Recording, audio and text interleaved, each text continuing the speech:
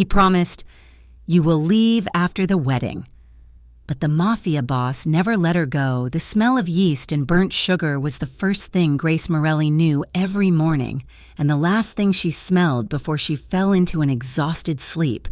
At 4 a.m, it was a comfort. By 6 p.m, after 14 hours on her feet at Rossi's bakery, it was the scent of her cage. Flour settled into the fine lines of her hands, and a permanent ache lived just behind her eyes.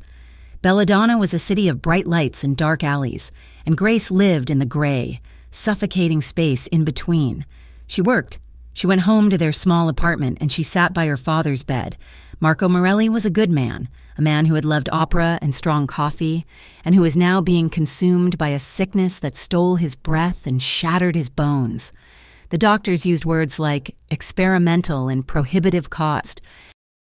Grace just knew the bills arrived in red envelopes, each one another shovelful of dirt on a grave she was digging for herself. The debt was not her father's. It was hers. She had signed the papers with a man whose smile never reached his eyes, a man who represented other, darker men. Now, those men came to the bakery. They came on a Tuesday, always a Tuesday. The bell above the door chimed, a cheerful sound for such terrible men. Sal and Marco, she hated that one shared her father's name, slid onto the counter stools. They never bought anything. "Smells good. Gracie," Sal said, his voice like gravel. He picked a piece of flaky crust off a cooling pastry and flicked it to the floor. "My boss.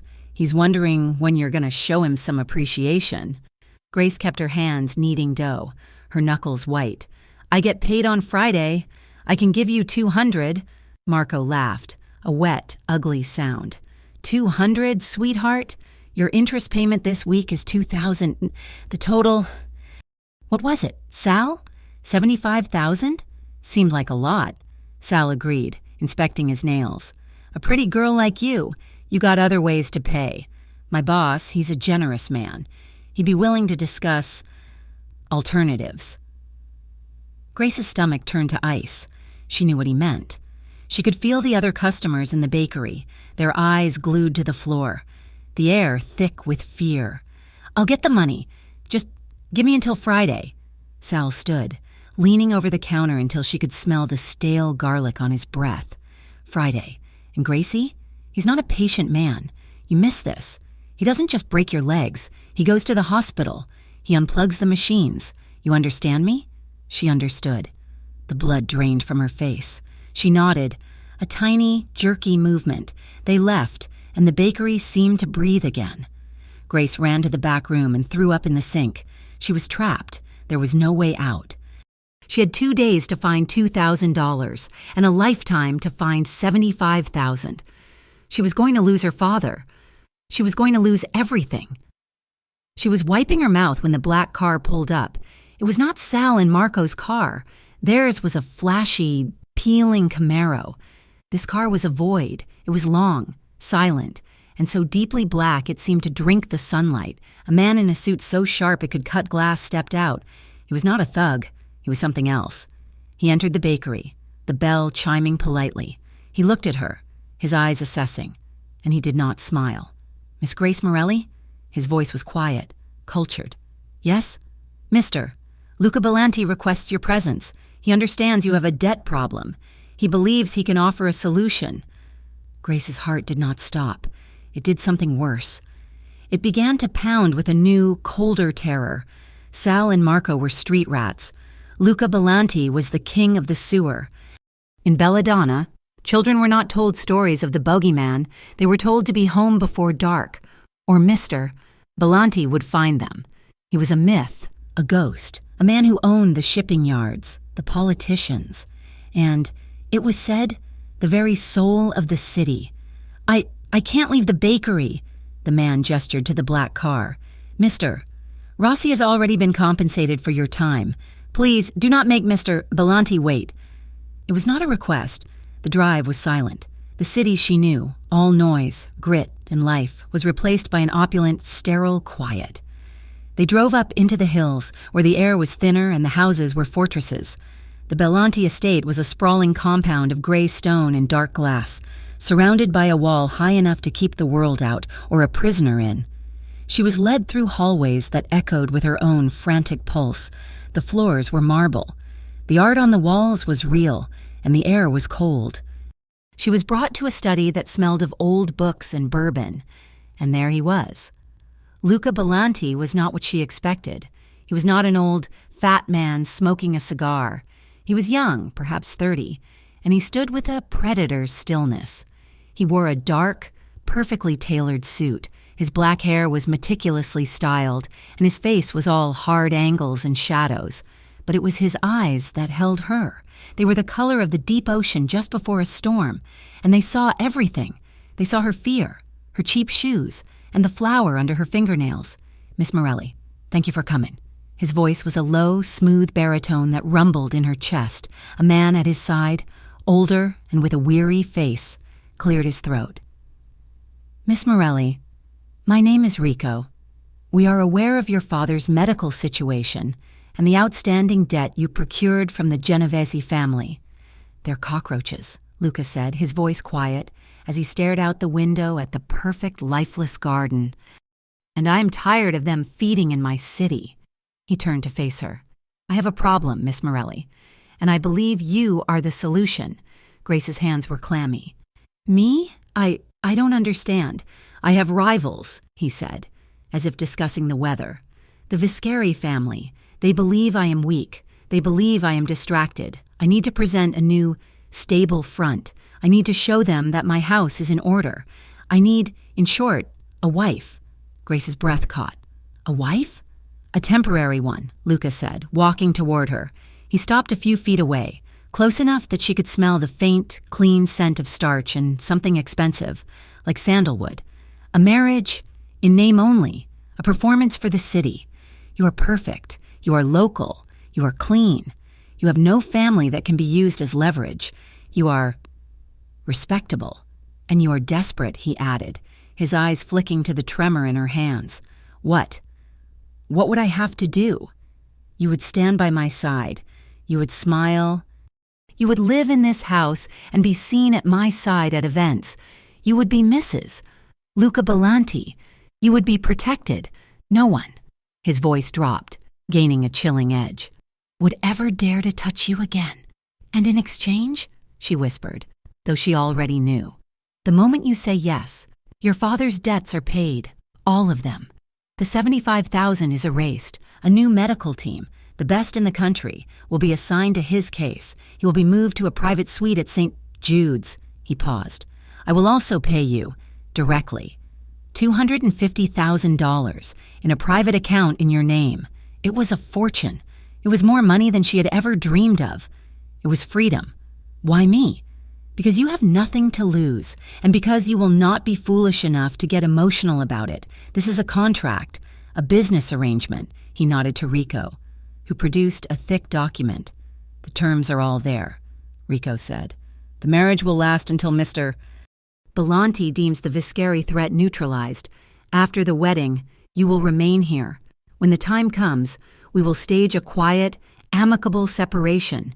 You will be free to leave with your money. You will sign a non-disclosure agreement. It will be as if it never happened." He promised, "You will leave after the wedding," Grace said, her mind latching onto the phrase. "Not right after," Luca corrected, his voice firm. "This must look real. But yes, you will leave. This is a temporary arrangement. Business, nothing more." She looked at the contract. She thought of Sal's face, of the unplugged machine, of her father's frail hand. She was cornered. She was desperate. But for the first time in a year, she saw a door. It was a dark door, and a monster held it open. But it was a door. "I'll do it." She took the heavy, gold pen and signed her name, Grace Morelli. The men in the room watched, their faces impassive. When she was done, Luca took the contract. He did not smile. "Rico will handle the preparations. The wedding is in 2 days." 2 days? These things cannot wait. He stepped closer, and for the first time, he looked at her not as a business asset, but as a person. His gaze was intense, almost invasive. "From this moment, You are under my protection. You will not return to the bakery. You will not return to your apartment. Your father is being moved as we speak. You will stay here." He was cold. He was calculating. But as he said it, his voice softened almost imperceptibly. "You will be safe." Grace was wary. She was in a cage. She knew that. She had just swapped a dirty, rusted one for a gilded one. But as she watched him walk away, she saw him pause in the library, his hand resting on a small, faded photograph of a woman. He stood there for a long time, and the set of his shoulders, so strong and imposing, seemed to slump. It was only for a second. But she saw it, a flicker of profound, hidden loneliness. The wedding was an explosion of white. It was extravagant, vulgar in its display of wealth. The largest cathedral in Belladonna was filled with flowers that must have cost a fortune. Hundreds of guests attended, men with hard faces and women draped in diamonds, all whispering about her. Grace felt like a doll. She'd been plucked, scrubbed, and polished by a team of women who spoke in hushed tones. The dress was a column of fitted white lace and silk, so beautiful it made her want to weep. It felt like a costume for a sacrifice. There was no one to walk her down the aisle. Her father was in his new hospital room, safe, but too weak to attend. So she walked alone, her hand trembling as she held a bouquet of white roses. Every eye was on her. She could hear the whispers. A baker's assistant. No family. Where did he find her? She reached the altar, and Luca took her hand. His was warm, steady, and crushingly strong. He looked incredible in a black tuxedo, a king surveying his court. He guided her through the vows, his voice firm and clear. "Till death do us part," he vowed, and the words echoed in the vast, silent church with a terrible, permanent weight. The reception was back at the estate. The gardens were lit by thousands of tiny lights. Champagne flowed, and a string orchestra played. Grace stood by Luca's side, her face aching from a smile that felt brittle. "She's simple, isn't she?" a woman whispered, not bothering to lower her voice. "He needed a blank slate," another replied. "Someone with no connections. Smart." A man with an oily smile and cold eyes approached them. Luca's body tensed. "Don Viscari," Luca said, his voice smooth. "Thank you for coming. I wouldn't miss it," Viscari said, his eyes sliding over Grace, lingering on her body in a way that made her skin crawl. "A beautiful bride, so fresh. I hope you know what you're marrying into. Little one." He reached out to touch her arm before his fingers could make contact. Luca's hand clamped onto Grace's waist. It was not a gentle, loving touch. It was a grip, hard and possessive, his fingers digging into her hip, pulling her flush against his side. It was a silent, brutal message to the entire room. "My wife," Luca said, his voice a low growl, "knows exactly where she belongs." Viscari's smile faltered. He saw the ice in Luca's eyes and nodded, backing away. Grace's breath hitched. This was not protection. This was ownership. She was a symbol, a piece of property he was displaying to his rivals. She was his. Hours later, the party finally died. The music faded, and the last of the black cars crunched over the gravel driveway. The house fell into a heavy, suffocating silence. A maid, her face carefully blank, showed Grace to the master suite. It was enormous, a fireplace, a sitting area, and a bed so large it looked like a monument. It was all dark wood, gray silk, and cold marble. She was alone, the white dress feeling heavy and foolish. She found a silk robe, the color of midnight, laid out for her. Her hands shook as she unzipped the dress, letting it fall to the floor. She put on the robe, huddling on a velvet chaise lounge, waiting. She didn't know what to expect. This was her wedding night. The door opened. It was Luca. He had removed his tuxedo jacket and loosened his tie. He looked exhausted, the mask of the powerful mafia boss slipping. He did not move toward the bed. He just looked at her, his expression unreadable. The tension in the room was a living thing, thick and awkward. "You are safe in this room, Grace," he said, his voice rougher now. "No one will harm you here, not even me." She looked up, confused, clutching the robe tighter. "This marriage is for the world," he continued, walking to the massive windows. "It is not for this room. You are my wife in name. You have my protection. That is all. You are not required to perform." Relief and a strange, confusing disappointment warred inside her. He turned and his eyes landed on a small table near the door. He frowned. "You did not eat." It was true. She'd been too terrified. Her stomach regrumble. He left the room without a word. Grace thought he was gone for the night, but he returned 2 minutes later, carrying a tray himself. It held a bowl of steaming soup, a piece of thick bread, and a wedge of cheese. Simple, real food. "Eat," he commanded. It was not a harsh command, it was a statement. She moved to the table, her bare feet silent on the cold marble. She perched on the edge of a chair, the silk of the robe whispering around her. She ate quietly, ravenously. The soup was warm and rich, and it soothed the knot of fear in her stomach. He did not eat. He stood by the window, his back mostly to her, watching the dark city sparkle below. He seemed conflicted, a man warring with himself. The man who had held her with such bruising possession at the party was now quietly watching her eat soup. "Thank you," she whispered. When she was done, he grunted in acknowledgement. He gestured to the bed. "You should sleep. You will have the bed. I will be in the adjoining room. There is a lock on your side." She nodded, her body heavy with a fatigue so deep it was a physical pain. She intended to go to the bed. She really did. But the chaise lounge was soft, and the room was warm, and she had not felt safe in so long. She curled up on the cushions, just for a minute. She fell asleep on the couch. She did not feel him re-enter the room. She did not see him pause, looking down at her, so small and vulnerable in his massive, empty world. He looked at the long, dark sweep of her eyelashes against her pale cheek, at the tension that remained in her shoulders even in sleep. He moved to the bed, pulled the thick cashmere blanket from its end, and returned to the chaise. He gently, carefully draped it over her body. His rough, calloused fingers brushed against her shoulder. He paused. He reached out, his hand hovering, before he slowly, almost tenderly, brushed a single strand of dark hair from her face, tucking it behind her ear. His touch was so light, it was barely there.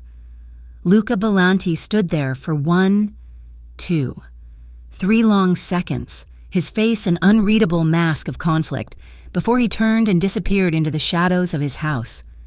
Grace woke to the unfamiliar scent of lemon oil and old money. The silk sheets of the massive bed were cold against her skin, and for a terrifying second, she thought the wedding, the contract, and the storm-colored eyes of Luca Belanti had all been a fevered dream. Then she saw the white dress, heaped on a chair in the corner like a beautiful corpse. It was real. She was Mrs. Belanti, and she was a prisoner. She spent the first 3 days learning the layout of her cage. It was a magnificent house, more a museum than a home, filled with silent staff who moved around her with averted eyes. They were polite but cold. Mrs. Rossi, the head housekeeper, a woman with a spine of iron, seemed to take a particular grim pleasure in outlining Grace's new duties, which consisted of being available for fittings and approving menus she would eat alone on the 4th morning. Grace dressed in the simple jeans and sweater the staff had procured for her. Her own clothes had been deemed unacceptable and had vanished. She found Luca in his study, the same room where she had signed her life away. "I'm going to work," she announced, her voice shaking only slightly. Luca did not look up from the ledger he was reading. "No, you're not. I have to. Mr. Rossi needs me. It's the morning rush." He finally lifted his gaze. His eyes were flat, devoid of the strange conflict she had seen on their wedding night. This was the boss. "Rossi's bakery has been compensated. They have already hired a replacement." Grace felt the blood drain from her face. "You bought my job? I bought your safety." He stood, walking around the desk, his presence filling the room, sucking the air from it. "The Viscari family is watching this house. They are watching you, for you to go back to that place. It makes me look weak. It makes you a target." "So what am I supposed to do?" she cried, gesturing to the opulent hallway. Sit here and be waited on until you get bored of me? You said this was business. This feels like a sentence." "It is. For now," he said, his voice quiet. "This is not a game. This is about survival. You will stay at the mansion. For a few weeks until the situation is stable." That was the agreement. The agreement said I would leave after the wedding. It said you would be free to leave after... It did not specify the hour. He was so close now. She had to crane her neck to look at him. "You are my wife, Grace. You will stay here." "It is too dangerous." She stayed. But the few weeks felt like a lifetime. The staff treated her with a chilling suspicion. They saw her as a temporary inconvenience, an outsider who did not belong in the Bellanti world. She ate at a dining table that seated 20, alone. She read books from a library that was colder than a tomb. She was a ghost in a golden cage, and the loneliness was a physical ache. But worse than the loneliness was the worry. She hadn't seen her father since before the wedding. Luca's men had assured her he was doing well, that the new doctors were excellent, but she needed to see him. She needed to see with her own eyes that she had not sold herself for a lie. She waited a week, then another 2 days. Luca was gone. A meeting that would take the entire afternoon. The guards at the gate were new, less vigilant. Her hands were shaking as she found the staff exit, a small, unassuming door near the kitchen. She walked, then ran, down the long, winding driveway, her heart pounding. She flagged down a taxi on the main road, a small act of rebellion that felt like leaping from a cliff. The hospital was bright and sterile. She found the private wing. Her name, Mrs. Bellanti, parting the administrative C like a magic word. Her father was asleep, but it was a different kind of sleep. His color was better, the grayish pallor replaced by a healthier, if still pale, sheen. The room was bright, overlooking a garden, and the machines beside him were new, quiet and steady. "Grace." His voice was a weak croak. She rushed to his side, taking his hand. It was warmer than she remembered. "Hi, Papa. I'm here. My girl, you look like a queen." He smiled, his eyes misty. "This place, these doctors." "Grace, what did you do?" "I fixed it, Papa," she whispered, smoothing his hair. I fixed it. You just get better." She stayed for an hour, clinging to his hand, breathing in the scent of antiseptic and the first real hope she had felt in a year. When she left, the sun was beginning to set, painting the belladonna sky in hues of orange and blood. She felt it before she saw it, the feeling of being watched. She was walking to the main road, intending to call another cab, a black sedan, not the gleaming voids that Luca owned, but a dusty, unremarkable car sat idling halfway down the block. As she looked, it slowly pulled away from the curb, its headlights flashing on in the twilight. It didn't speed up, it just followed. Grace's blood turned to ice. She started to walk faster. The car kept pace. She broke into a run, her sneakers pounding the pavement. The car accelerated, staying just 20 feet behind her. It was toying with her. She ducked into an alley, her chest burning, and hid behind a stack of overflowing dumpsters. The car paused at the alley's entrance, its engine a low, menacing thrum. She held her breath, praying. After a full minute, it sped off. She waited, trembling in the filth, for 10 minutes, shaking. She called the one number she had been given, Rico's. A black car, one of Luca's, arrived in less than 3 minutes. It was not Rico. The drive back to the estate was silent. The driver did not look at her. When she entered the house, the silence was absolute. The staff was gone. The lights were low. Luca was standing in the center of the grand foyer. He was not wearing a suit jacket. His white shirt was unbuttoned at the collar, his sleeves rolled up, revealing forearms corded with muscle and inked with a dark, intricate tattoo. "Where were you?" he asked. His voice was not loud. It was terrifyingly calm, a cold, flat blade in the quiet room. "I went to see my father." "You left the grounds." "You kept me from him. I had to know he was okay." "So you left," he said, walking toward her, his steps slow, measured. "You called a taxi. You walked into a hospital. You announce to the world that the one thing I care about is unguarded.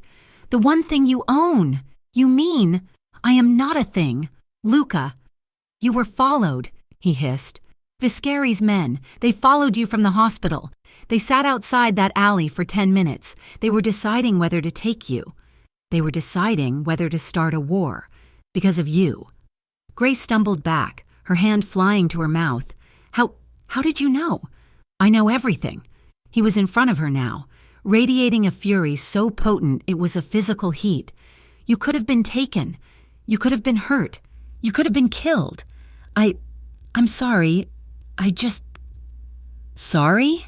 He laughed, a short, brutal sound. You disobeyed me. You put yourself at risk. You put me at risk. You put this entire house in jeopardy. I am not one of your soldiers. She screamed, her fear turning to anger. You can't just lock me up. I can, he whispered, his voice dropping to a deadly purr. And I will. He slammed his hand into the marble wall just beside her head. The impact shuddered through her bones. A fine crack appeared in the stone. Grace flinched, a small, terrified cry escaping her lips as she pressed herself flat against the wall. The sound of the impact and her cry broke the spell. Luca froze. His chest was heaving. He looked at his fist, buried in the plaster and marble. He looked at her, at the raw terror on her face, her eyes wide, tears streaming down her cheeks. He saw what she saw, not a protector, but a monster. He recoiled as if burned. He backed away, his face pale, his eyes wide with a sudden, horrifying realization. He looked at his own hand, then at her, and the fury was gone, replaced by something that looked like self-loathing. He turned and walked away, his steps echoing in the vast, empty hall, leaving her shaking and alone. The next morning, she did not leave her room. She was too afraid. At noon, there was a sharp knock. She opened it to find Luca, dressed in a pristine black suit, his face an impassive mask. The rage from the night before was gone, locked away. Get your coat, he said, his voice flat. What? Why? You want to see your father? We will go see him.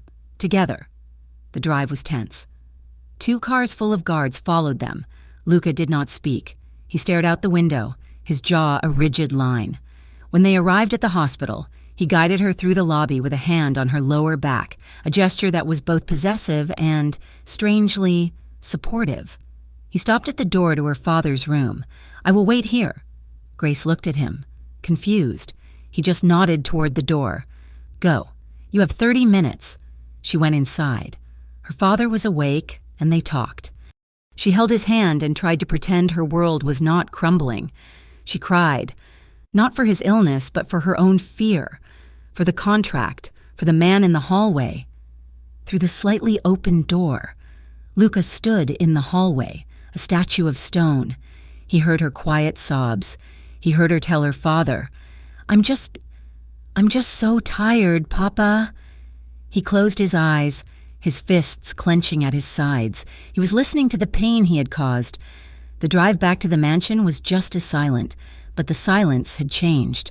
It was no longer angry. It was heavy, thick with unspoken things. That night, as she was hiding in the library, he found her again. This has to stop. Luca, she said before he could speak. I can't live like this. It is the only way you will live at all. That's not good enough. She slammed the book shut. You promised I could leave. You stood in that study and you said it was business. You're a liar. He crossed the room in 2 strides. He stopped, inches from her. What did you call me? A liar, she said, her voice shaking but defiant. You lied to me. You lied to get me to sign that paper. You never intended to let me go. I am protecting you, he ground out. No, you are controlling me. It is the same thing, he roared. No, it's not. His eyes were blazing, a storm of anger and something else, something desperate. You don't know anything, Grace. I know you're a liar. He grabbed her, his hands clamped onto her shoulders. Stop, he whispered. Liar, liar, liar. I said stop. His mouth crashed down on hers. It was not a kiss. It was an explosion. It was all the anger of the night before, all the frustration of the hospital hallway, all the desperate, suffocating control he had lived with his entire life, colliding with her. It was punishing, bruising, and absolutely electric. He kissed her like he was trying to silence her, to consume her, to claim the very breath from her lungs. Grace was too shocked to move. Her hands were trapped between their bodies. He deepened the kiss, one hand moving from her shoulder to the back of her head, tangling in her hair, holding her still for the onslaught, and then, just as suddenly as he had started, he tore himself away. He stumbled back, breathing hard, his lips wet, his eyes wild. He looked at her swollen mouth and the look of sheer, stunned shock on her face. "Now," he panted, "we're done." He turned to leave. That night, the tension was unbearable. He avoided her. She avoided him, but the house felt too small. Late. She found herself in the main sitting room staring at the cold fireplace. He entered, holding a bottle of wine and 2 glasses. He did not ask. He just poured, handed one to her, and sat in the chair opposite. "My father," Lucas said, his voice quiet, rough. He was a violent man. He did not believe in love. He believed in loyalty, and he punished betrayal. He taught me that control was the only thing that mattered. Control of your enemies, your family, your women, control of yourself. Grace just watched him. He was not looking at her. He was staring into the dark wine. He used to test me, to see if I would break, to see if I would show weakness. I learned not to. I learned to be stone. I learned to build walls. I learned, he said, finally looking at her, that to own something was the only way to protect it. She listened. She heard the pain he was not speaking, the violence, the betrayal, the absolute crushing loneliness of a boy raised to be a king and never a son. The air between them changed. The tension was still there, but it was not tense, angry. It was something else. It was a thin wire, humming with a new, dangerous energy. He set his glass down. He reached out, his hand hovering, before he slowly, deliberately, brushed his knuckles against the back of her hand as it rested on the arm of the chair. She did not pull away. He moved from his chair to the couch, sitting beside her. He did not touch her. He just looked at her, his eyes searching her face, as if seeing her for the first time. "Why didn't you pull away?" he whispered. "You're not him," she whispered back. "You're not your father." He closed his eyes, a small, pained sound in his throat. He leaned in. Grace. This time, the kiss was not a collision. It was a question. It was slow, hesitant, full of the taste of wine and regret. His lips were soft, testing hers, asking for permission. She gave it, her lips parting slightly. It deepened. It was emotional, a flood of everything they could not say. He pulled her closer, one hand cupping her jaw, his thumb stroking her cheek. His other hand settled on her waist, warm and heavy. Her hands, which had been frozen, slowly came up to rest on his chest. She could feel his heart hammering against her palm. He gently pushed her back against the couch cushions, leaning over her, his weight resting on his elbows. He kissed her jaw, her neck, the sensitive skin just behind her ear, his breath hot and shaky. She arched into him, a small, involuntary sound escaping her. His hand tightened in her hair, not hard, but to hold her, to feel her. He was breathing her name, over and over, like a prayer. He kissed her again, deeply, and she felt the control he clung to finally start to fray. He was trembling. He was, for the first time, not the boss. He was just a man, desperate and hungry and soft. He groaned, a low, ragged sound against her mouth, and the sound broke the spell. It was too much. It was too fast. He pulled back, his chest heaving, his forehead resting on hers. He was breathless. His eyes were dark, dilated, and filled with a raw, undeniable need. "I can't," he whispered, his voice hoarse. "Not like this." He pushed himself off the couch, standing up and walking to the window, his back to her. He was shaking. Grace was left on the couch, her body thrumming, her lips tingling, her world tilted entirely on its axis. That night, Grace dreamed of him. She dreamed of his hands, his mouth, and the confession he had made in the dark. She woke late, the sun streaming into her room. She expected the cold, empty silence. She expected a breakfast tray left by a silent maid. Instead, she found Luca Belanti standing in her doorway, holding a tray himself. He had not slept. He wore the same clothes from the night before. His hair was mussed, and he looked at her with an intensity that stole her breath. He brought her breakfast himself, and she knew, with a sinking, terrifying certainty, that nothing was business anymore. The breakfast Luca brought her was the last moment of peace. It was followed by 2 days of suffocating silence. He was gone, sucked back into the dark business of his world, leaving Grace to pace the gilded cage, the memory of his confession and the hesitant, wine-stained kiss feeling more like a dream than a reality. The staff remained cold. The house remained a prison. On the third night, she retreated to her own room. He had moved her to a palatial guest suite, a gesture he'd framed as giving her space, but which felt like another form of emotional distance. She was pulling back the heavy silk duvet, the air outside crackling with the promise of a storm. When she saw it, it was a small, cream-colored envelope placed dead center on her pillow. Her name, Grace, was written across it in a precise, unfamiliar script. Her blood turned to ice. This wing of the house was secure. Guards patrolled the halls. No one, not even the cleaning staff, was allowed in her room without her permission. Her heart hammered against her ribs, a frantic bird in a cage. Her hands shook as she tore the envelope open. Inside was a photograph. It was her, taken just the day before, standing in the library. She was framed by the window, looking out at the gardens, her expression unguarded and lonely. It was a picture taken from inside the house. Beneath the photo, a single line of text was printed, a pretty bird, but the Viscari know the cage is already open. We are watching you. Mrs. Belanti. Soon, she didn't scream.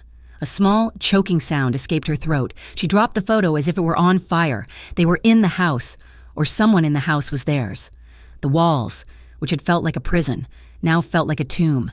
She ran. She flew down the main staircase, clutching the note, her bare feet silent on the cold marble. She burst into the study without knocking. Luca was there with Rico and 2 other men she did not recognize.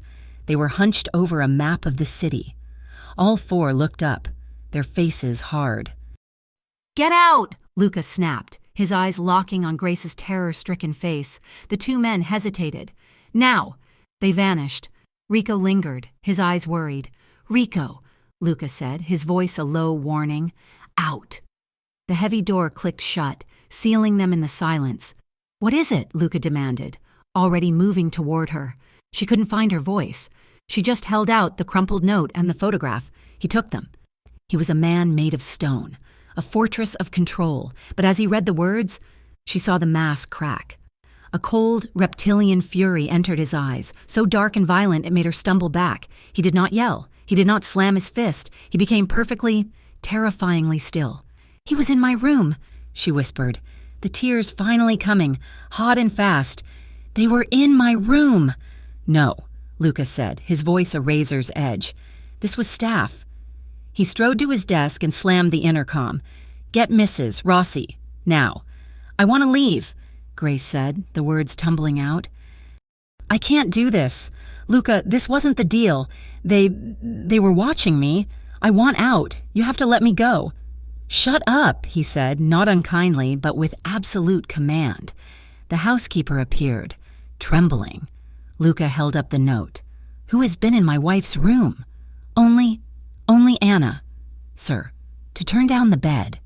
"Find her," Luca said, his voice dangerously soft. "Bring her to me. Mrs." Rossi fled. Grace was shaking, wrapping her arms around herself. "Please, Luca, I can't. I want to go home. I don't care about the money. I don't care about the debt. Just let me go. You promised I'd leave after the wedding." He turned on her, his face a mask of such internal conflict it was painful to see. He grabbed her shoulders, his grip hard, forcing her to look at him. "And I meant it," he said, his voice a low, ragged growl. "But that has changed."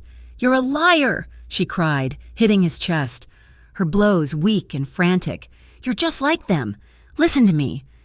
he commanded, his voice overpowering hers. "You walk out that gate, and you are dead. Visceri will not just kill you, they will take you. They will use you. They will break you to hurt me. You are not safe anywhere but with me." "I'm not safe here," she shrieked. "I know," he roared, and the admission hung in the air, raw and stunning. He pulled her against him, his arms wrapping around her like steel bands, crushing her to his chest. He buried his face in her hair, his hand cradling the back of her head. "I know." He held her, his whole body tense, as she sobbed. "I promised you'd leave after the wedding," he whispered, his voice broken, into her hair. "But now, I can't let you go. It's too late. I can't." It was no longer a contract. It was a confession. The house changed. Anna, the maid, had vanished. Luca's trust in his own security was shattered. He assigned 2 bodyguards, men who looked like they were carved from granite, to Grace. They stood outside her door, 24 hours a day. They followed her to the library. They stood in the hallway while she ate.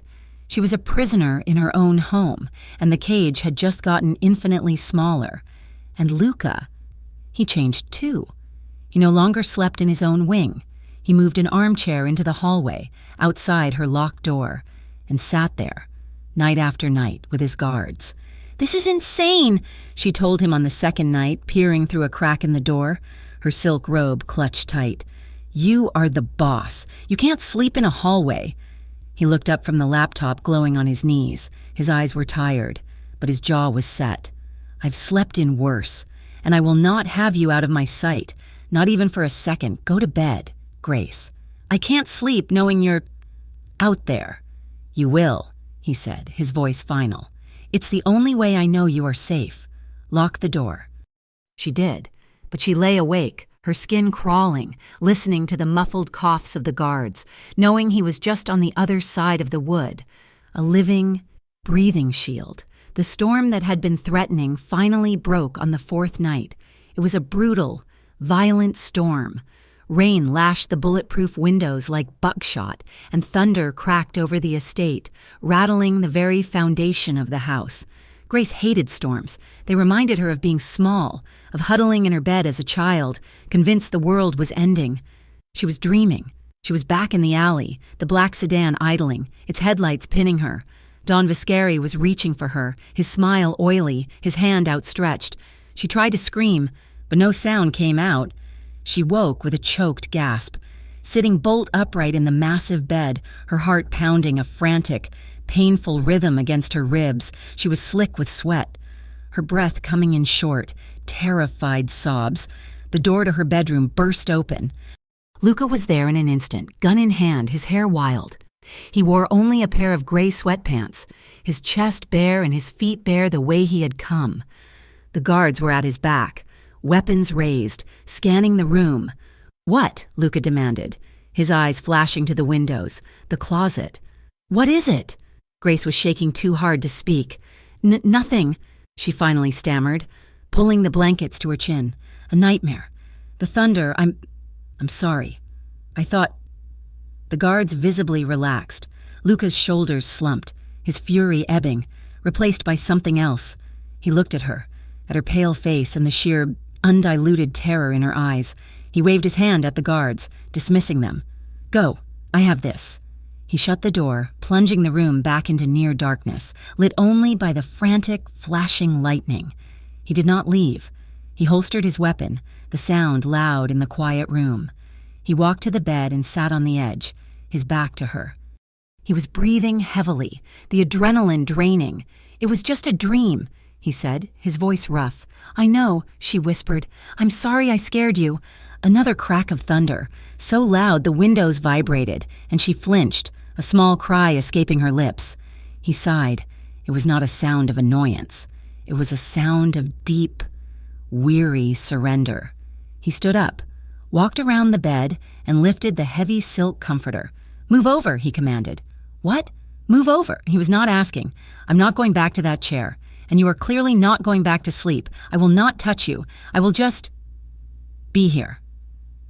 She stared, wide-eyed, then hesitated, and slid to the far side of the massive bed. He lay down on top of the covers, on his back. his hands linked behind his head as he stared at the ceiling. He was a furnace of heat next to her. They lay in silence, the storm raging around them. Her trembling slowly subsided, the frantic beat of her heart slowing to match the steady rhythm of his breathing. "I used to hate storms," she whispered into the dark. "Now?" he asked, his voice a low rumble. "I still do, but I'm not scared." He turned his head on the pillow, his gaze finding hers in the gloom. He didn't say anything.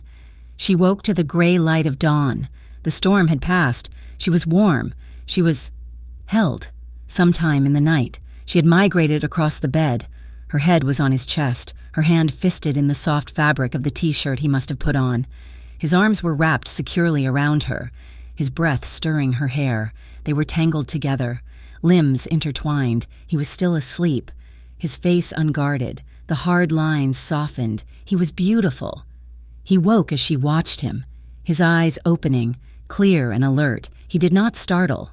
He just looked at her, and his arms tightened, pulling her closer, as if it were the most natural thing in the world. "The house isn't safe," he said, his voice gravelly with sleep. "I know," she murmured. "We're leaving. Pack a bag, a small one." The lake house was 3 hours north, nestled deep in the mountains, a place of wood and stone that seemed to grow from the earth itself. It was built over a dark, still lake, and it was utterly, beautifully isolated. "This was my mother's," Luca said, his voice quiet as he unlocked the heavy wooden door. "No one knows this place exists. Not Rico, not anyone, just me, and now you." This was not a business trip. This was an escape. They were truly alone. No staff, no guards, no city, no rivals. The chemistry that had sparked and flared between them in Belladonna was now a roaring blaze in the close, quiet cabin. The tension was thick, a living thing. That night, he built a fire in the massive stone fireplace. The air was cold, smelling of pine and damp earth. Grace came out of the bedroom, having showered and changed. She wore one of his shirts, a plain white button-down she'd found in the closet, and a pair of thick wool socks. Her legs were bare. She was cold, and it was the only thing she could find. Luca was kneeling on the fur blanket, poking the logs. He looked up as she approached, and his breath caught. He went still. He watched her pad barefoot across the floor, her silhouette limned by the firelight, the white shirt all but transparent. "It's cold," she whispered, an apology and an explanation. "Come here," he said, his voice thick, a low rumble that vibrated in her chest. She sat on the blanket, a few feet from him, huddling, pulling the shirt down over her knees. He said nothing, just watched her, the firelight dancing in his dark, intense eyes. The silence stretched, filled only by the crackle of the logs. He moved, shifting from his kneeling position to sit beside her. He did not touch her. He just held his hands out to the fire. "Grace," he said, his voice rough. He reached out, his hands slow, giving her every chance to pull away. He didn't touch her face. He touched her hair, his fingers threading through a damp strand. "You are shaking." "I know. Are you cold?" "No," she whispered. His hand slid from her hair, his knuckles brushing her cheek, down her neck. His touch was electric. He leaned in, his gaze fixed on her mouth. "I am trying," he breathed, "to be a gentleman. I don't want you to be," she said, her voice small but sure. His eyes closed for a second, a small, pained sound in his throat. He leaned in and kissed her shoulder, his lips warm against her cool skin. He breathed her in, his breath hot against her neck, and she shivered. "You smell like my soap," he murmured against her skin. He placed another kiss on the pulse point just below her ear, and her head fell back, her eyes fluttering shut. She arched toward him, a silent, involuntary invitation. His hand went to the front of her shirt. His fingers found the top button. He looked her in the eyes, his own dark and searching, asking the question his mouth could not. She nodded. A tiny, almost imperceptible movement, but it was everything. His fingers, usually so steady, fumbled slightly. He unbuttoned the first button, his knuckles brushing the bare skin of her collarbone. He watched her face, her breath. As he unbuttoned the second, he kissed the skin he had just revealed, a soft, reverent touch that made her gasp. She was trembling, not from fear, but from a profound, aching anticipation. He undid the third button and the fourth, his touch agonizingly slow. The shirt fell open. He didn't rush. He just looked at her, his gaze full of a raw hunger, but it was tempered with a tenderness that made her want to weep. He pushed the shirt off her shoulders, his hands sliding down her arms, goosebumps rising in their wake. He cupped her face, his thumbs stroking her cheekbones. "I want you, Grace," he breathed, his forehead touching hers. "But if this is not what you want, if you are scared—" "I'm not," she whispered, her voice shaking but clear. "I'm not scared of you." He kissed her then. It was not the angry, desperate kiss from the mansion.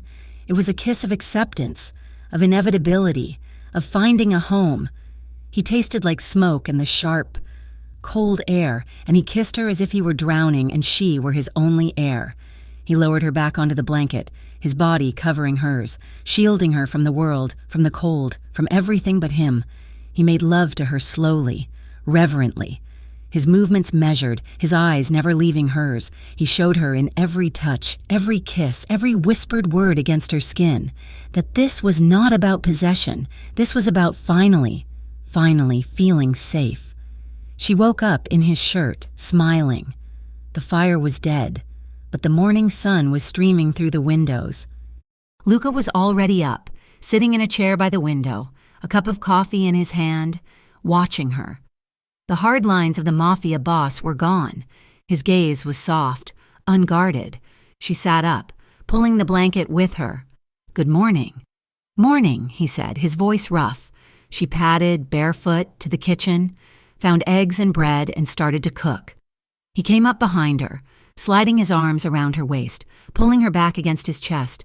He buried his face in her hair, inhaling deeply. "I have never," she confessed, leaning back into him, "felt like this." "Like what?" he murmured against her neck. "Safe." She turned in his arms to face him. "It's insane, isn't it?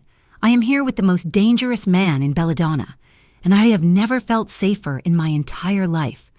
He cupped her face. "I told you, I will not let anything touch you. I will burn the world down first." She believed him.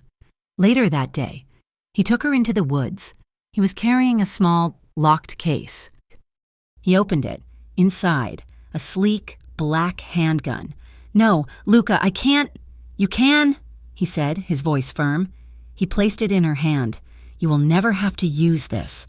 I will make sure of it. But you need to know how. I want you to know that you are never, ever helpless again." He stood behind her, his arms coming around her to position her hands. His body was a solid wall against her back, his chin resting on her shoulder. "Feet apart, arms straight, breathe out, squeeze, don't pull." His voice was a low rumble in her ear. She was surrounded by him. She fired. The sound was deafening, the kickback slamming her into his solid chest. She missed the tin can he'd set on a log by a mile.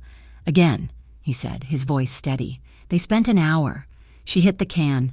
She hit it again. A thrill, hot and sharp, ran through her. She turned, beaming, her face alive with excitement. "I did it." He was smiling, a real, genuine smile that lit his eyes and changed his entire face. He looked happy. "You did it," he said, his voice full of pride. She didn't think. She surged up on her toes, wrapped her arms around his neck, and kissed him. It was a kiss full of laughter, and gunpowder, and a fierce, wild joy. He was surprised for a second, then he laughed against her mouth, lifting her off her feet, his arms crushing her to him. The laughter died when his satellite phone, a device she hadn't even known he had, buzzed from the pocket of his jacket. He set her down, his smile vanishing. The king was back. He answered it. "What?" He listened, his face hardening, his eyes going flat and cold. The transformation was terrifying. "When?" he snarled. He listened again. "No, we're coming back. Now." He hung up, not even looking at the phone. He just started walking back to the house, his strides long and angry. "Luca," she said, running to catch up. "Luca, what is it? What's wrong?" He stopped at the porch, turning to her. His face was a mask of cold fury. "The Viscari," he said, his voice tense and low. "They made a move while we were gone. They're plotting something big." He grabbed their bags, his movements jerky and violent. "The trip is over." The drive back to Belladonna was a descent into a cold, silent hell. The warmth of the lake house, the shared laughter over the gunshot, the feeling of his arms around her in the dawn light. It all evaporated like a dream the moment the tires hit the city asphalt. The mansion was no longer a gilded cage. It was a fortress, and Luca was no longer the man who had cooked her breakfast. He was the king, and his kingdom was under siege. He became cold, distant, and terrifyingly focused. The man who had held her through a nightmare now barely looked at her. He spent his days and nights in the study, the door locked, his voice a low, angry growl on the phone. The 2 guards outside her door became 4. They no longer just watched her. They shadowed her every move. Grace felt the shift like a physical blow. The tenderness she had just begun to trust had vanished, replaced by the iron-willed boss she had first met. She'd been a fool to think a few days in the woods could change a man like him. She was his. Yes, but as a possession. A liability he now had to secure. After 2 days of being treated like a piece of high-value furniture, she'd had enough. She waited until she knew he was in the kitchen, a rare moment of solitude for him, and she went down, her bare feet silent on the cold marble floor. He was standing at the steel counter, staring at a phone, his face carved from stone. "You've barely spoken to me in 2 days," she said, her voice small, but clear in the cavernous room. He didn't look up. "I'm busy." "Busy or just done?" She pushed, her throat tightening. "Was that it? Was the lake house just a break, and now I go back to being the prisoner?" He finally looked up, and his eyes were hollow. The exhaustion and a bone-deep fury in them startled her. The lake house was a mistake. Her heart felt like it had been dropped from a great height. "A mistake? I got careless," he said, his voice a low growl. "I let my guard down. I let your guard down. And now they know." "They know what?" "They knew we were gone," he snapped. "The Viscari. The call I got, they made a move on one of my warehouses the night we were together. They knew I wasn't there. They knew the house was light on security. They knew I was away." He slammed the phone down on the counter with a crack. "Someone told them, Grace, someone in this house, someone I trust, someone who knew I was taking you out of the city. A mole. There is a traitor in my organization, and I brought him to the front door by taking you." The implication was horrifying, the threat note on her pillow. "It was just the beginning. So what does that mean?" she whispered. "It means you are not to leave this suite," he commanded. "Not the house. Grace, your rooms. You will eat there. You will stay there. My men will be outside. No one gets in, not even the staff." A cold, sharp anger replaced her hurt. "No, this is not a discussion. No, I will not be locked in a single room. I am not your property to be stored.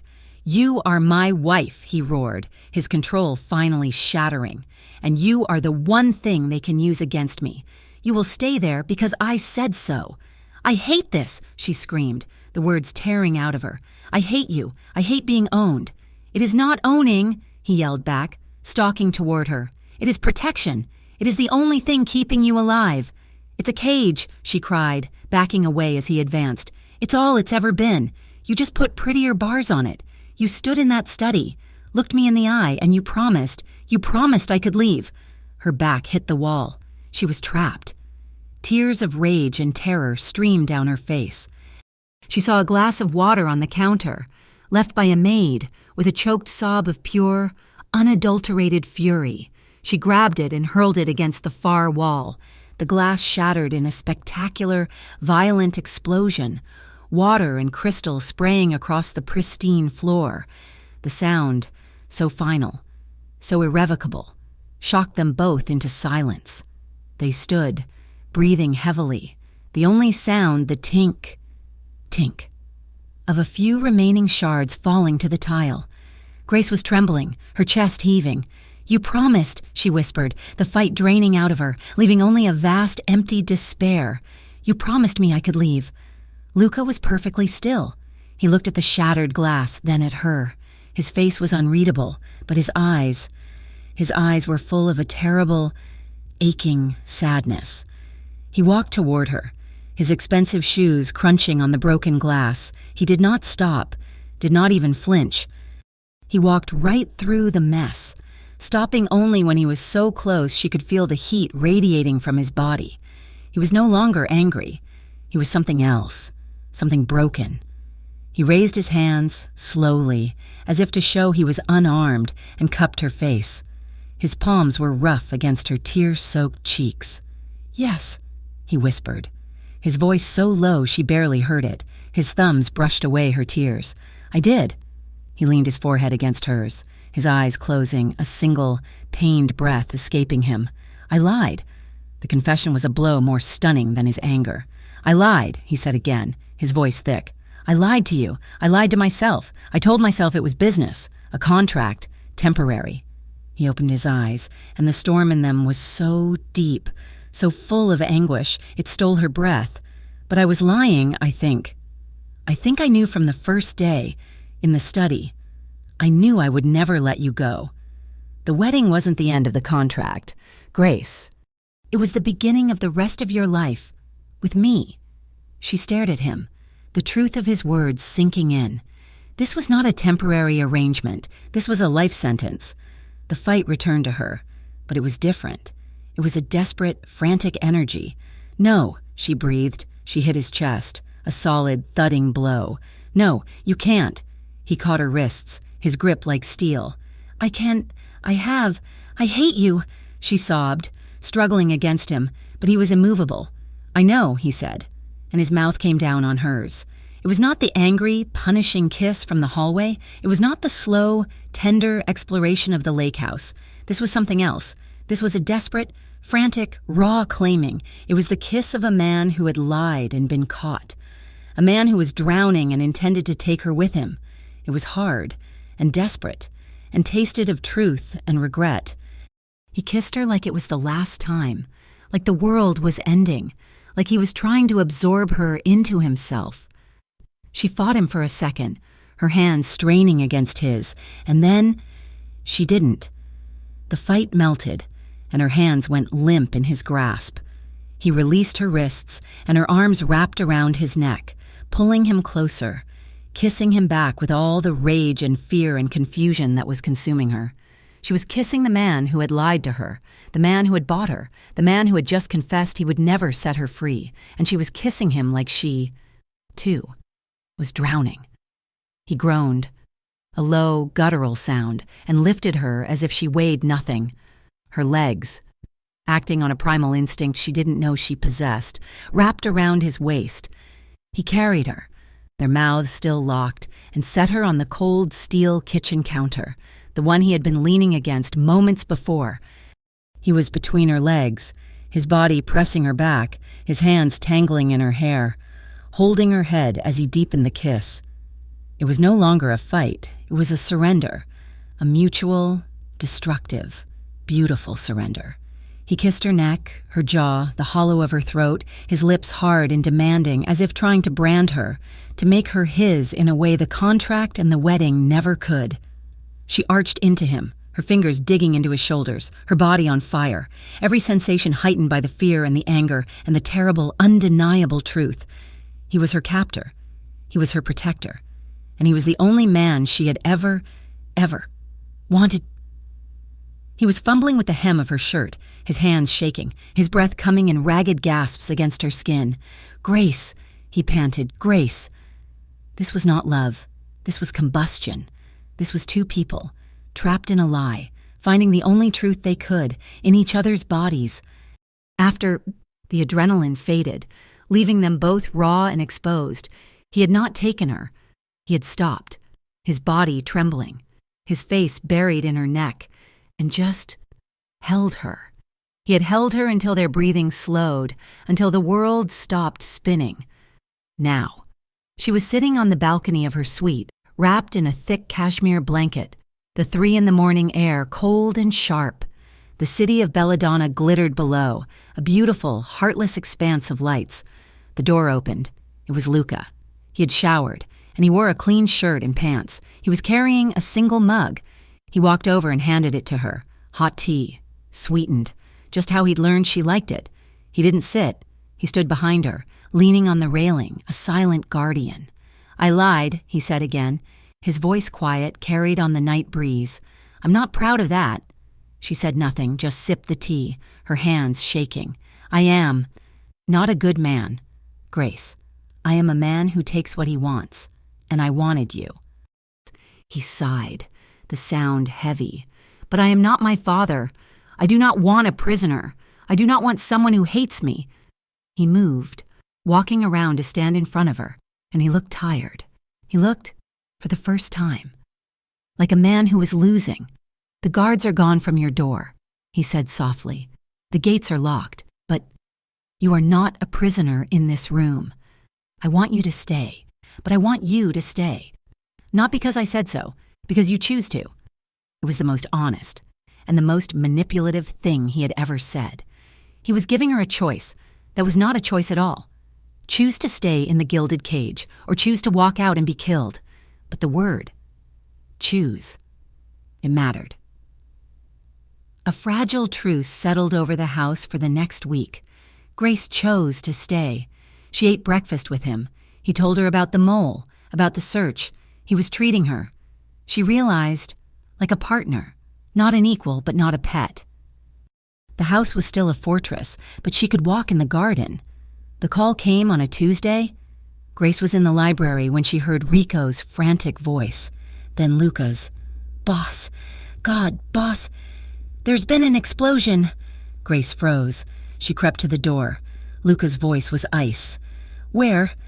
"Downtown, Rossi's Street, a car bomb. It was bad. Luca." Grace's blood ran cold. "Rossi's. Who was the target?" Luca was already moving, grabbing a jacket. "We don't know," Rico said, his voice strained. "But it was messy. Collateral. A young girl. Boss. She was killed. One of the bakery staff." Grace didn't know she had moved until she was standing in the doorway, her hand on the frame to keep from falling. Luca saw her. His face went gray. "The new girl," he said, his voice a horrified whisper. "The one who replaced." He didn't have to say her name. "Oh, God," Grace breathed, her hand flying to her mouth. "Oh, God, no!" The girl's name was Maria. She was 19. She had been taking a break on the curb when the bomb, planted in a car 2 spaces down, detonated. It was meant for a rival's lieutenant, who was supposed to be in the area, but he was late. Maria was not. Grace was devastated. She was inconsolable. She locked herself in her room, the one Luca had given her the choice to be in, and she sobbed. "It was meant for me." She whispered to the walls. They thought I was still working there. They were sending him a message. They were trying to kill me." Luca tried to reason with her, his voice muffled through the locked door. "Grace, it was not for you. It was a rival's hit. Gone wrong. It was not you." But she didn't believe him. That girl was dead because of her. She was dead because Grace Morelli had brought the darkness of Luca Belanti to her doorstep. She was a poison. Everything she touched. That night, she made her decision. She could not be the reason anyone else died. She waited until 3 in the morning. When the house was at its stillest, she packed one small suitcase, the one she had owned before all this.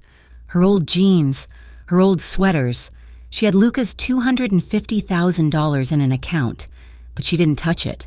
She had about $400 in cash in her old wallet. It would be enough. She slipped down the grand staircase, her sneakers silent on the marble. The guards were gone, just as he'd promised. He was trusting her, and she was betraying that trust. She made it to the front gate. It was a massive, imposing wall of black iron, looming in the moonlight. She fumbled with the keypad, knowing it was useless. She was searching for a manual release, a maintenance box, anything. Her hands frantic, her sobs choked and silent. The floodlights snapped on, blinding her, turning the gravel drive into a stage. He was there. He was standing on the porch, not in a suit, but in a plain black t-shirt and gray sweatpants, his feet bare on the cold stone. He was not angry. He looked shattered. He didn't yell. He just walked toward her, his steps slow and deliberate on the gravel. "Grace," he said, his voice thick with a pain that ripped her apart. "Don't," she sobbed, backing away, her hand still on the cold iron of the gate. "Please, Luca, let me go. You have to let me go. I kill people. That girl, she's dead because of me. I'm a poison, please." He stopped, just a few feet away. The floodlights cast hard shadows on his face. He looked at her tear-streaked face, at the small, pathetic suitcase in her hand, and then he did something she never could have anticipated. He knelt. Luca Bellanti, the king of Belladonna, the man who commanded armies and terrified his rivals, dropped to one knee on the sharp gravel, his head bowed. "Luca," she breathed, horrified. He looked up at her, and his eyes were not the eyes of a boss. They were the eyes of a man who was utterly, completely, and terrifyingly broken. "I have never," he said, his voice hoarse, raw, "loved anything in my life, not my father, not this house, not this business, not myself, not anything, not until you." "Don't say that," she whispered, the tears falling faster. "It's the truth," he said, his voice cracking. "You are not a poison, Grace. You are the only clean thing in my world, the only thing that has ever felt real."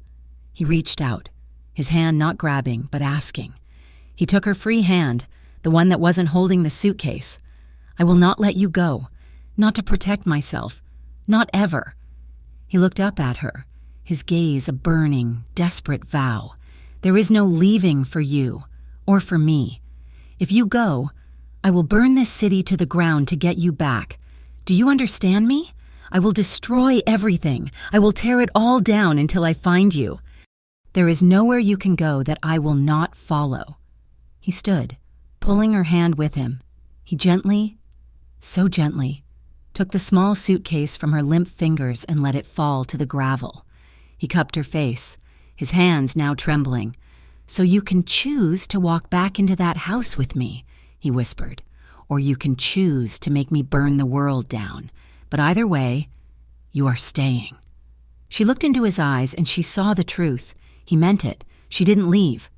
He took her hand and without a word led her back to the house, leaving her old life behind in the dirt.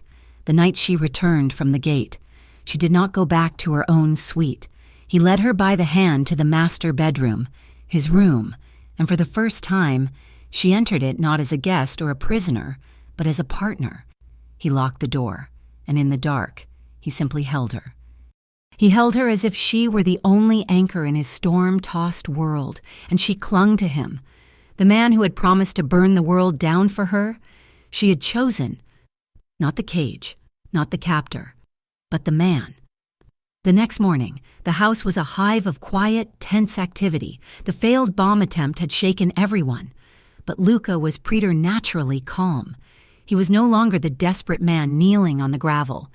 He was the king, and he had found his resolve. He brought her to his study, the room now a command center. He poured her a coffee, his hand steady. "It was never for you," he said, his voice flat. "The bomb, it was a Viscari hit on a Genovese lieutenant. Maria was just wrong place, wrong time." "How can you be so sure?" she asked, her voice hollow. "Because the mole told me," he said. Grace looked up, confused. "The mole, my traitor," Luca said, his voice dropping to a low, cold whisper. "He came to me last night, after the explosion, to warn me, to tell me the Viscari were getting sloppy, that they were escalating. He was testing me, seeing if I was scared, seeing if I was weak." "Who?" Grace breathed, her heart beginning to pound. "Who is it?" Luca walked to the window, his back to her. He looked out over his perfect, manicured lawn, his shoulders rigid. "The note on your pillow?" he said, his voice reflective, cold. "Only 3 people in the world knew I was taking you to the lake house. Me, you, and the man I told, the man who has handled my schedule since I was 15. Grace felt the blood drain from her face. She knew who he meant before he said the name. "He's my consigliere," Luca said, his voice thick with a betrayal so deep it was almost silent. "He was my father's right hand. He taught me how to tie a tie. He held my head when I was sick. He's been with me since I was a child." He turned, and his eyes were black, bottomless pits of a pain she could not comprehend.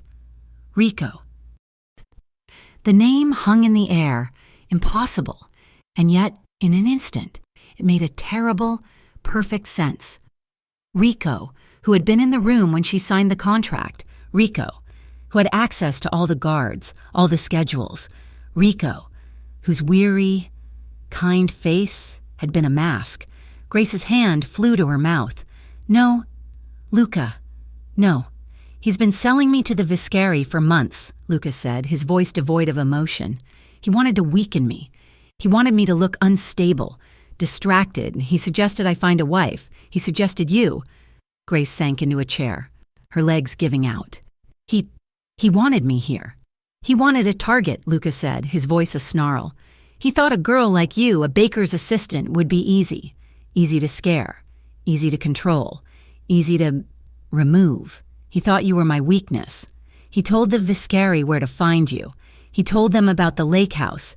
He wanted them to take you, to break me, so he could step in and fix the mess.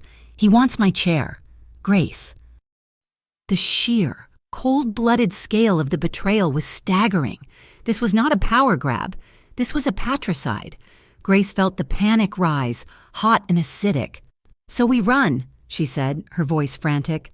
"Luca, we have to run. The lake house. We can go back. We can just—" "Run?" He looked at her, and the boss was back, his eyes like steel. "He thinks you are my weakness. He is about to learn that you are my strength." "What are you going to do?" she whispered, terrified of the answer. "We are going to give him exactly what he wants." He knelt in front of her, the way he had at the gate, but this was not the broken man. This was the general. He took her hands. "Rico thinks you are a problem to be solved. He thinks I am distracted, in love, weak. I am going to prove him right. I need you to trust me. Grace, one last time." "Can you do that? Can you trust me? Even when it looks like I am pushing you away?" She looked into his eyes, at the man who had lied to her and told her the truth, the man who had terrified her and held her safe. "Yes," she whispered, "I trust you." The plan was simple, brutal, and effective. It started with a fight. It was not a fake fight. It was a performance. That night, in the grand dining hall, with the staff all present to serve a meal they didn't eat, Luca began, "You are a liability," he said, his voice loud enough to carry to the servants by the wall. "And you are a liar," she screamed, the words tasting like ash, even if they were for show. "You were a mistake," he roared, slamming his hand on the table, rattling the crystal. "A contract. That is all you were ever supposed to be. I hate you," she shrieked. Tears, real tears, this time streaming down her face. "I want to leave." "Then go," he sneered, his face a mask of cold fury. "I am done with you." He stormed out. Grace ran upstairs, sobbing. 2 hours later, one of Luca's drivers, a man she did not know, escorted a silent, broken Grace from the mansion. She carried one suitcase. The staff, including, she knew, Rico's spies, watched her go. The public breakup was complete. She was not driven to the airport. She was taken to a nondescript high-rise apartment in a part of the city she didn't recognize. It was a safe house, clean, sterile, and utterly lonely. "You will be safe here, Mrs. Belanti." The driver, one of Luca's most trusted men, said, "The boss has this place scrubbed. No one but he knows you are here." And then he left, and the lock clicked shut. Grace was alone, truly alone, for the first time since she had met Luca. The silence was deafening.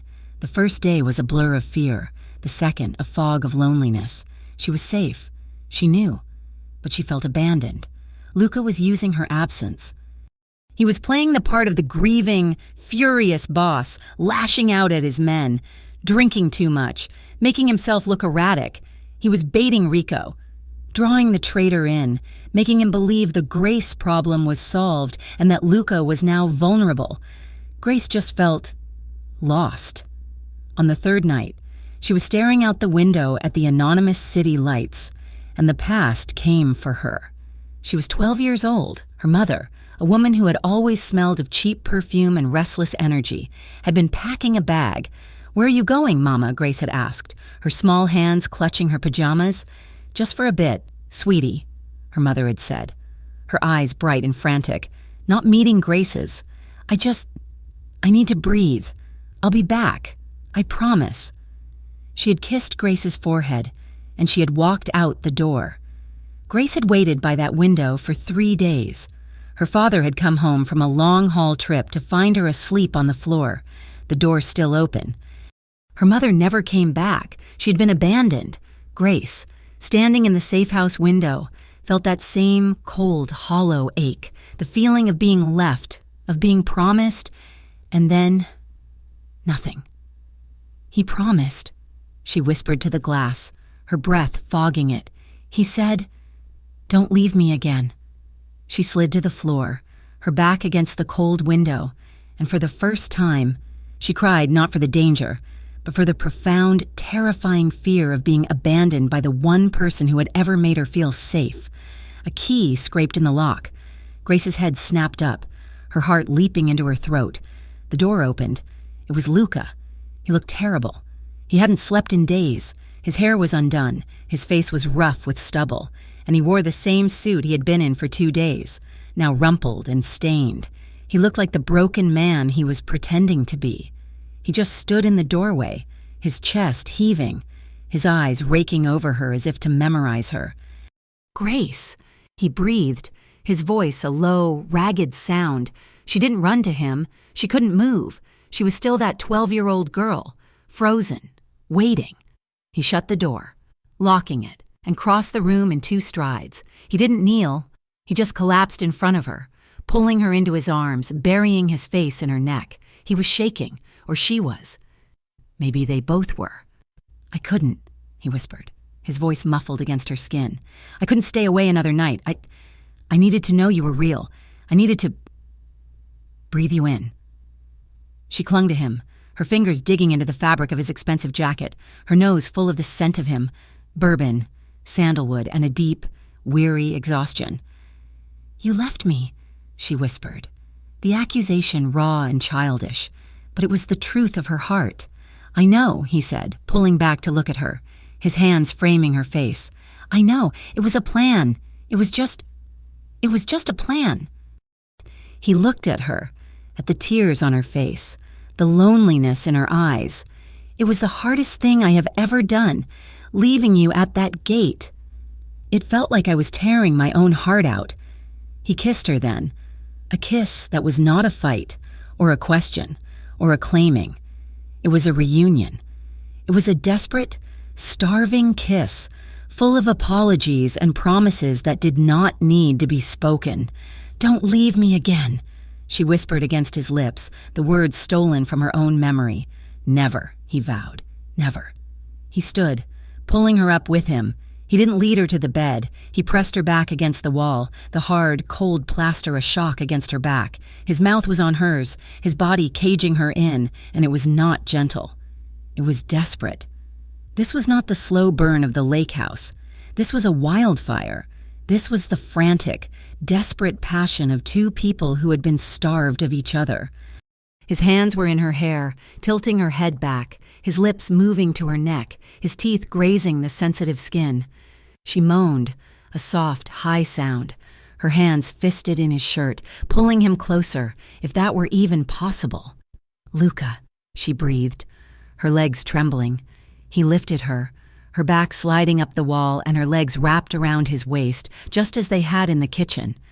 But this was not anger. This was pure, unadulterated need. "I am so sorry," he whispered, his voice hoarse, his lips moving against her throat. "I am so sorry I had to do this to you. I am so sorry. Just stay," she panted, her fingers digging into his shoulders. "Just for tonight. Just stay." He did. He was gone before the dawn, but his scent lingered, and the fear of abandonment had receded. He would come back. He would always come back. 2 nights later, he returned, But this time, he was not the desperate lover. He was the king. He took the bait, Lucas said, his voice a low, cold hum of anticipation. He was standing in the center of the room, radiating a dark, powerful energy. Rico, he thinks I'm finished. He thinks I'm a drunken, heartbroken fool. He set a meeting. Grace's blood ran cold. A meeting? With who? Viscari. All of them. He's going to hand-deliver me. He offered them my head and my entire organization in exchange for a seat at their table. He's going to kill you, she breathed, her hand flying to her mouth. He's going to try, Luca corrected, his eyes glittering with a terrifying, predatory light. Tonight, at the old shipping warehouse on the water. Then you can't go, she cried, rushing to him, grabbing the front of his shirt. Luca, it's a trap. You know it's a trap. Send your men. Don't go. I have to be there, he said, his voice gentle, as he covered her frantic hands with his. This is not about business. Grace, this is about blood, and he betrayed me. He betrayed my father. He tried to use you. He tried to have you killed. I have to be the one to look him in the eye when it ends. You'll be alone, she sobbed. It's an ambush. I will not be alone. My men will be everywhere. It is a trap. Yes, but it is my trap. He cupped her face. I promise. This ends tonight.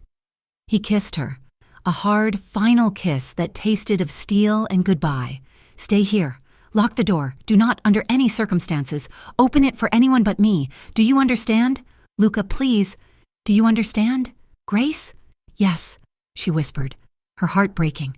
I love you, he said, the words rough, as if torn from his throat, and then he was gone. She stood in the silent apartment for a full 30 seconds. Then she ran to the bedroom, to the small, locked case he had left for her, tucked under the bed, the one he had taught her to use. The old trap warehouse smelled of salt, rust, and fish.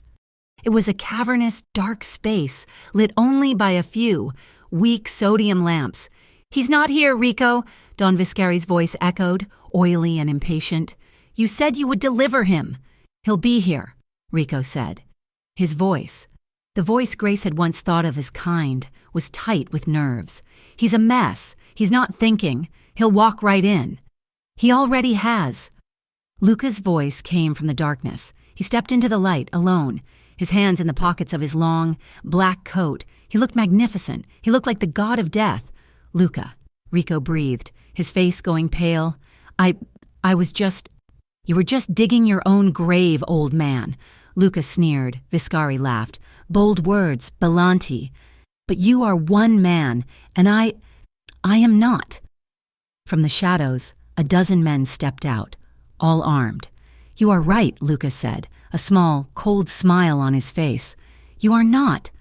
A deafening click echoed from the catwalks above.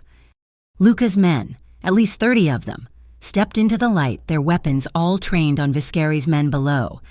You knew, Rico stammered, his eyes wide with terror.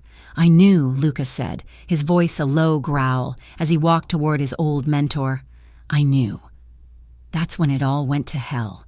One of Viscari's young, nervous thugs flinched and fired. The first shot was all it took. The warehouse erupted, gunfire exploded, the sound deafening, the flashes of light blinding.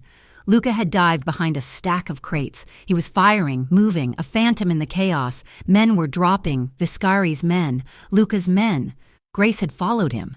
She had stolen a car. She had parked a block away, her heart in her throat, the gun heavy in her pocket. She had heard the first shot. She ran. She burst through a side door just in time to see Rico, his face a mask of purple rage, pull a gun, not at Luca's men, at Luca. Luca was in a firefight with two of Viscari's men, his back to Rico. Luca! Grace screamed. Luca turned, his eyes wide, his mouth forming her name. No! Rico fired. The bullet slammed into Luca's shoulder, spinning him around, sending him crashing to the ground. Time stopped. Grace saw Rico, his hand shaking, raising the gun again, this time at Luca's head. She saw Luca on the ground, his own gun just out of reach, his face pale with shock and pain. She did not think, she did not feel. She just acted. She pulled the gun from her coat, just as he had taught her. She planted her feet just as he had shown her. She raised her arms, both hands, the metal cold and steady. She did not squeeze. She pulled, she fired. The sound was a deafening crack, so much louder than in the woods. Rico looked, not at Luca, but at her. His eyes were wide with a terrible, final surprise. A small, dark hole appeared in the center of his chest. He looked down, as if confused, and then he fell, his gun clattering to the concrete. He was dead. The warehouse fell silent. The Viscari, seeing their numbers decimated and their partner dead, were retreating, scrambling out the back. Grace stood, smoking gun in her hand, her body shaking, her ears ringing. Luca was staring at her. He was on the ground, his hand clamped to his shoulder. Blood. So much blood. Seaming through his fingers. He was staring at her, not with shock, not with anger, but with a raw, profound awe. The sound of distant sirens, wailing, growing closer, broke the spell. "Grace!" he panted, gritting his teeth. She ran to him, dropping the gun, falling to her knees beside him. "You're hit, oh God, you're hit. You came," he whispered, his voice weak. "I'm here," she said, ripping a piece of her shirt, pressing it to the wound. "I'm here. You're okay. You. He tried to laugh, but it was a cough. "You've got a hell of a shot." The sirens were closer. "We have to go," she said, her voice firm. She was no longer the girl from the bakery. She was the woman who had just saved his life. Get up, Luca. You are not dying here."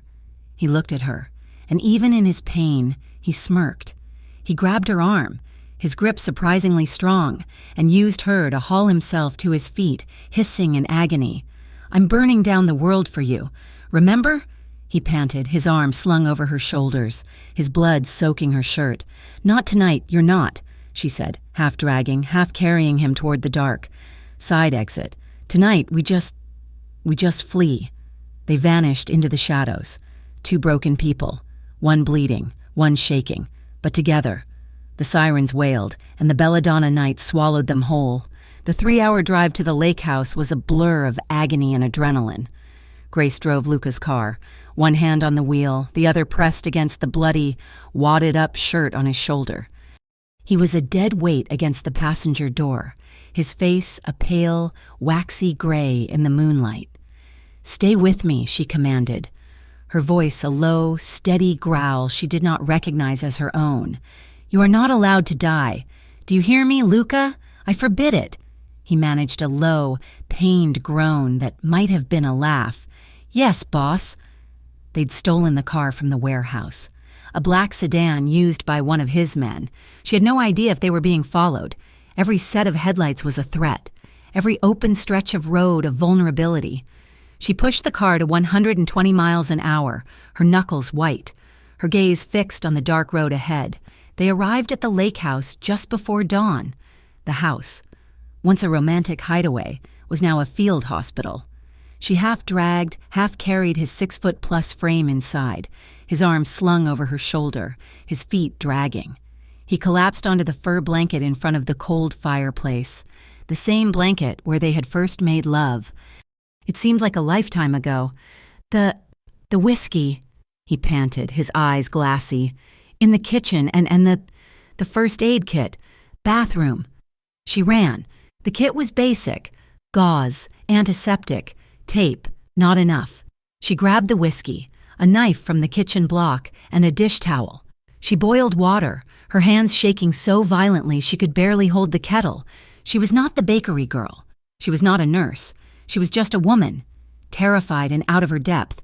"You have to," he breathed when she returned, his eyes following the knife in her hand. "Luca, I can't. You shot Rico," he said, his voice a strained whisper. "You can. Do this. The bullet, it's still in." She looked at the bloody, torn mess of his shoulder. She could see the edge of it, a glint of metal lodged against the muscle. "Hold this," she said, Maz, handing him the dish towel. "Bite it, and do not move." She poured the whiskey over the wound, and he arched off the floor with a silent, strangled scream, his body rigid. She poured the rest over the knife. "I'm sorry," she whispered, and then she went to work. He didn't make another sound. He just lay there, his eyes squeezed shut, his knuckles white as he gripped the blanket. She dug.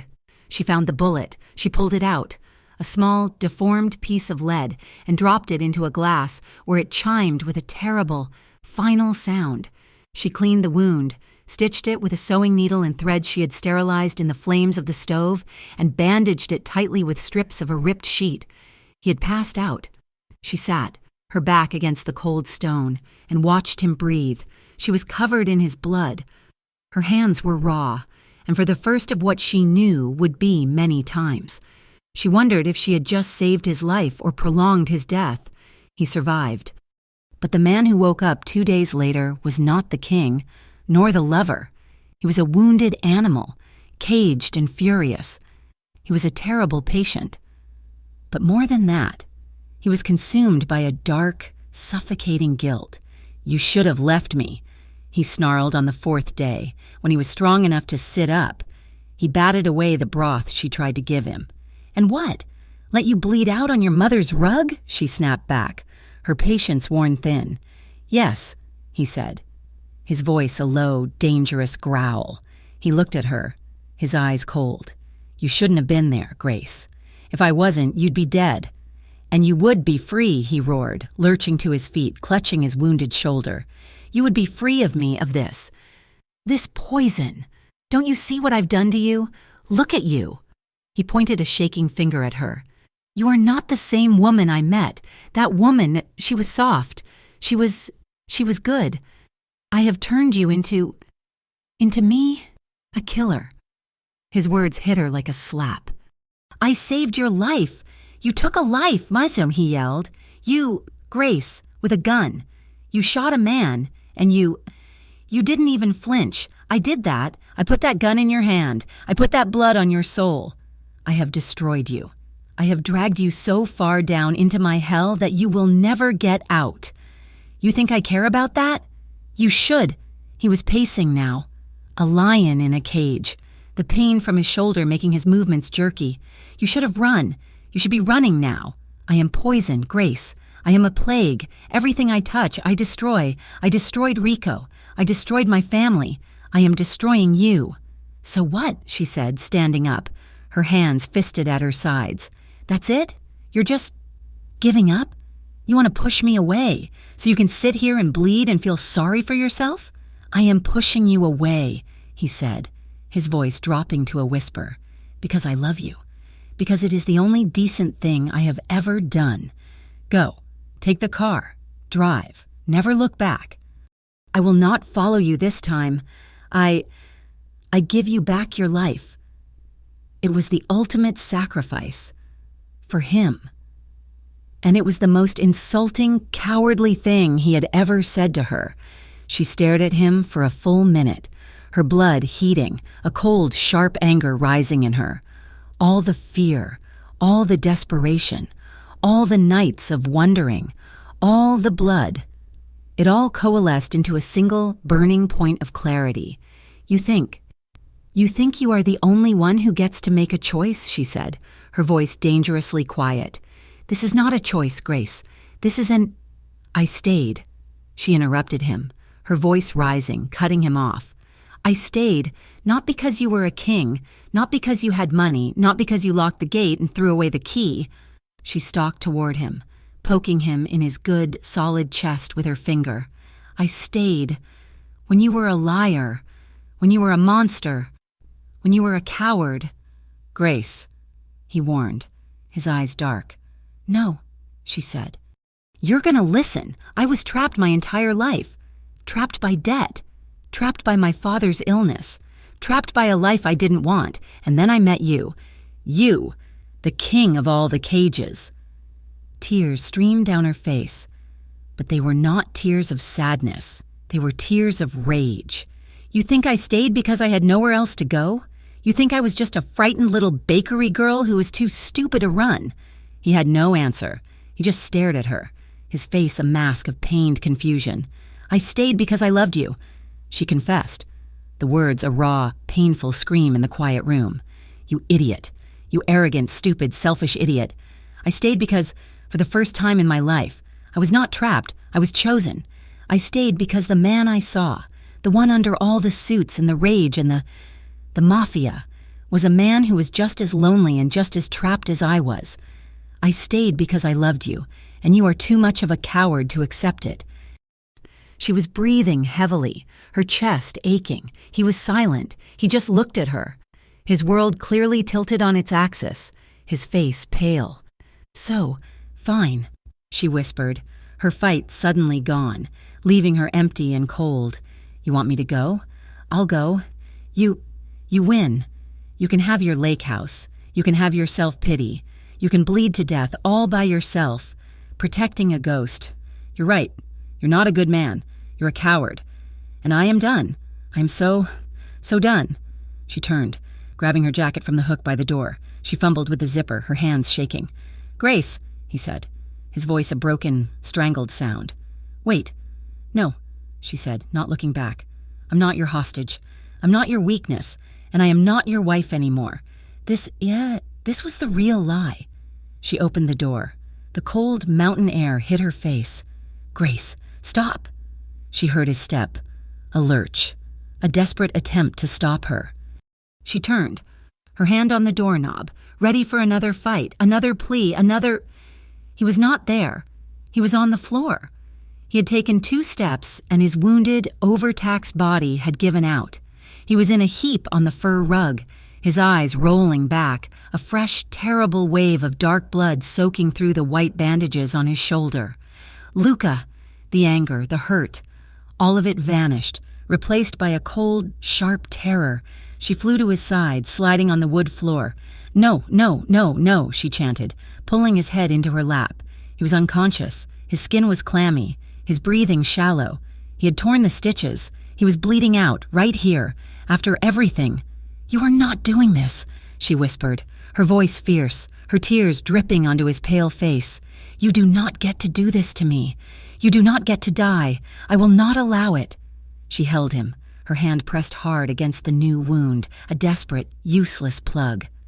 She rocked him, there on the floor, in the house his mother had built, and she whispered promises. "I'm here. I'm not leaving.